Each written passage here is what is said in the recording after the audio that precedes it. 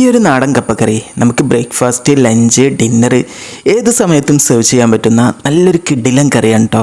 അപ്പോൾ അതിനായിട്ട് വേണ്ട ചെറുപയറും കപ്പയാണ്. അപ്പോൾ ഈ ചെറുപയർ ഞാൻ കുതിർത്ത് ഫ്രിഡ്ജിൽ വെച്ചാണ്, കപ്പയും അതുപോലെ തന്നെ മുറിച്ചെടുത്തിട്ട് ഫ്രിഡ്ജിൽ വെച്ചാണ്. അപ്പോൾ ഇത് രണ്ടും നന്നായിട്ടൊന്ന് കഴുകിയെടുത്ത് വീണ്ടും നമുക്ക് കുക്കറിലോട്ട് ഇട്ട് കൊടുത്തിട്ട് കല്ലുപ്പും ചെറിയുള്ളി, വെളുത്തുള്ളി, കാന്താരിമുളക് ഇതൊന്ന് ചതച്ചെടുത്തിട്ട് അതും ആവശ്യത്തിനുള്ള മഞ്ഞൾപ്പൊടിയും കുറച്ച് വെള്ളം കൂടി ഒഴിച്ച് കൊടുക്കുക. എന്നിട്ട് നന്നായിട്ട് മിക്സ് ആക്കി എടുക്കുക കേട്ടോ. കുറച്ച് വെള്ളം ഒഴിച്ചാൽ മതി, ഒന്ന് വേകാൻ ആവശ്യത്തിനുള്ളത് മാത്രം കേട്ടോ. എന്നിട്ട് ഒരു 3 വിസിൽ വരുന്നത് വരെ ഒന്ന് വേവിച്ചെടുക്കുക. വെന്ത് കഴിഞ്ഞിട്ടുണ്ടെങ്കിൽ കുറച്ച് തിളച്ച വെള്ളം കൂടി ഒഴിച്ച് കൊടുത്ത് നന്നായിട്ടൊന്ന് ഉടച്ചെടുക്കുക. ഈ ഒരു കറി ഈ ഒരു പരുവത്തിൽ നമുക്ക് വേണമെങ്കിൽ സെർവ് ചെയ്യാം കേട്ടോ. കുറച്ച് കറിവേപ്പിലയും കൂടി ചേർക്കണം കേട്ടോ.